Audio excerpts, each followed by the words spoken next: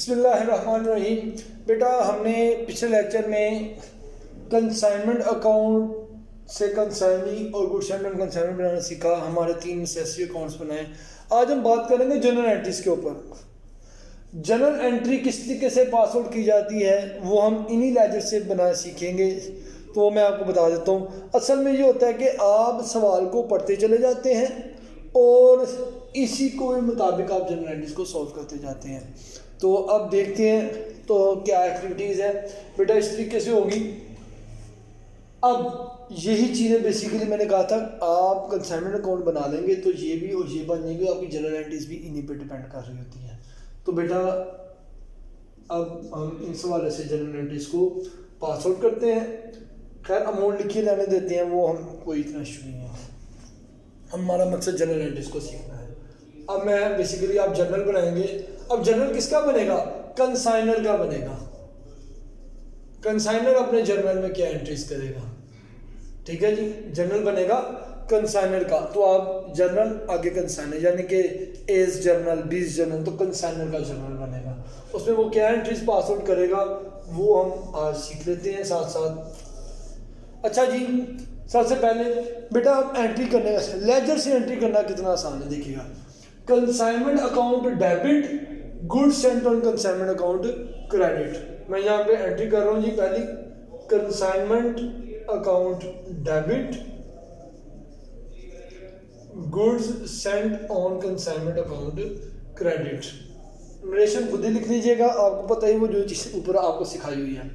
अब दूसरा consignment account debit, cash account credit.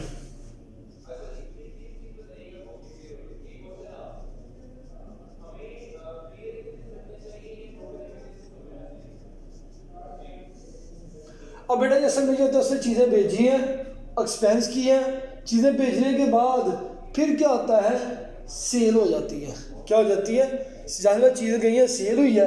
अब सेल के ऊपर बेसिकली कंसाइनी करता है एक्सपेंस भी और कमीशन भी। अब यहाँ पे मैं एंट्री करना चाहता हूँ तो मैं इसके लिए आपको थोड़ा सा क्लियर भी कर देता हूँ इस चीज़ को कि यहाँ पे किस तरीके से इसको ट्रीट किया जाएगा। असल में कंसाइनी अकाउंट 2 दफ़ा लिखा जाता है तो आपको समझ भी आ जाएगी क्योंकि अब हम एंट्रीज कर रहे हैं। तो पहला आपका हो जाता है जी कि उसने एक्सपेंस किया होता है कोई। जब चीज़ें बेचता है ना तो उसके ऊपर वो कोई एक्सपेंस करता है। तो दूसरा होता है कमीशन के लिए। मैं इसमें शॉर्ट वर्ड में COMM लिख रहा हूँ, होता है कमीशन। अब सारी बात है, सेल एक्सपेंस तो बाद में होते हैं, पहले तो सेल होती है। तो सेल करता है तो इसकी एंट्री हम क्या करेंगे? Consignment account credit, consignee account debit. तो कंसाइनी अकाउंट को मैं कर दूंगा डेबिट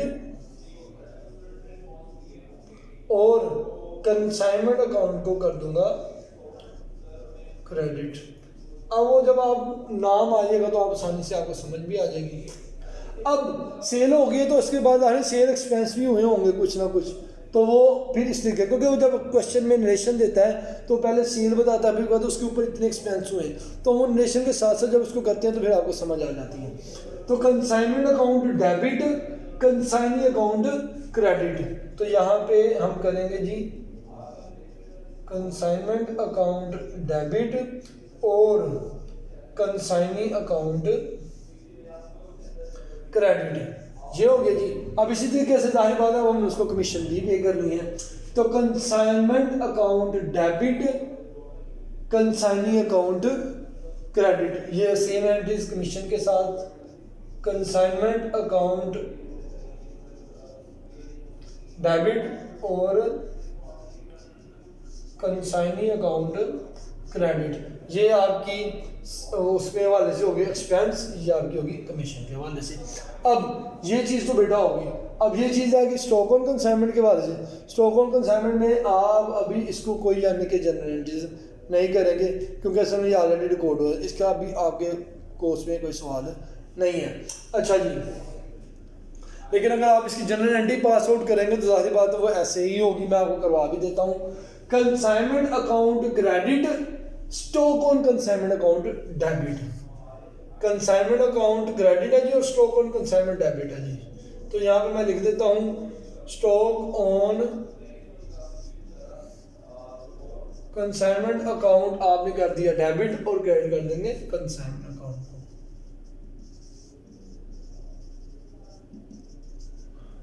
तो ये होगी एंट्री। उसके बाद ये देख लें बेटा, अब ये हमारा सारा क्लियर होगा सिवाय एक चीज़ के, यहाँ पे प्रॉफिट एंड लॉस अकाउंट लिखा था तो उसकी भी आप एंट्री कर लें साथ ही, कंसाइनमेंट अकाउंट डेबिट और प्रॉफिट एंड, क्योंकि ये लिखने के बाद ही लास्ट में प्रॉफिट हुआ ना। तो सवाल को हम जब पढ़ेंगे ना तो वो मुझे आइडिया है, क्योंकि मैं तो अल्हम्दुलिल्लाह करवा रहा हूँ सवाल, तो मैं बेसिकली आपको समझाने के लिए ये सारी चीज़ें बेसिकली कर रहा हूँ। ठीक है जी। तो कंसाइनमेंट अकाउंट डेबिट और profit and loss account credit. तो यहाँ पे हम लिखेंगे जी कंसाइनमेंट अकाउंट डेबिट और प्रॉफिट एंड लॉस अकाउंट आप कर देंगे क्रेडिट। ठीक है बेटा जी, ये चीज़ें होगी। अब बेटा जी ये देख लें, अगर तो यहाँ पे अब देखिए हमने ये कंसाइनमेंट अकाउंट सेल वाली एंट्री भी यहाँ पे कर ली हुई है, ये सेल वाली एंट्री थी, ये एक्सपेंस वाली एंट्री थी और ये कमीशन वाली एंट्री थी। ठीक है जी। अब देखिए हम ये सारी कर ली तो हमारी इन वाली भी सारी हो जाएगी, जो रह जाएगी वो मैं आपको बता देता हूँ।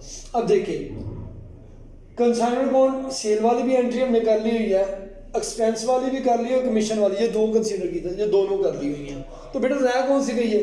अगर तो ड्राफ्ट नहीं दिया होता, अगर तो ड्राफ्ट नहीं दिया होता तो यहाँ पे बैलेंस लिखना था, तो बैलेंस की एंट्री नहीं होती, बैलेंस की एंट्री नहीं होती। अगर ड्राफ्ट दिया हुआ है तो ड्राफ्ट की एंट्री फिर वो यहाँ पे आ जाएगी स्टॉक ऑन कंसाइनमेंट से पहले, क्योंकि वो उसने तरतीब से इस तरीके से दिया होता है। तो मैं आपकी याद दें, तो वे क्या होगा, कंसाइनर के पास बैंक अकाउंट बढ़ जाता है तो वो कहता है बैंक अकाउंट डेबिट और consignee, basically consignee account credit, bank account debit. तो बैंक अकाउंट डेबिट हो गया और कंसाइनी अकाउंट हो गया क्रेडिट। तो ये भी आपको समझ आ गई होगी। अब देखें ये सारी एंट्री करने से ये और ये सारी क्लियर होगी। अब जो बेटा रह गई एंट्री वो आपकी क्या है, ये मैंने कहा था गुड्स एंड कंसाइनमेंट आपका नॉमिनल अकाउंट है तो इसकी क्लोजिंग लाजमी है। अब देखिएगा जी कंसाइनमेंट अकाउंट क्रेडिट और गुड्स एंड कंसाइनमेंट हमने डेबिट ही हमने एंट्री कर ली है। ठीक है जी। तो हमने जो क्लोजिंग की है वो एंट्री नहीं की, वो ट्रेडिंग अकाउंट। तो क्या करेंगे, goods and consignment account debit और ट्रेडिंग अकाउंट क्रेडिट। तो मैं यहाँ पे इसकी क्लोजिंग कर रहा हूँ जी, goods sent on consignment account debit. ये देखिए ये क्रेडिट है तो उसको कैंसिल डेबिट किया और ये हम ट्रेडिंग अकाउंट को चार्ज कर देंगे, ट्रेडिंग अकाउंट आपको हो जाएगा क्रेडिट। तो बेटा जी ये आपकी एंट्रीज होती हैं जो कंसाइनमेंट अकाउंट में होती हैं। Thank you very much ji.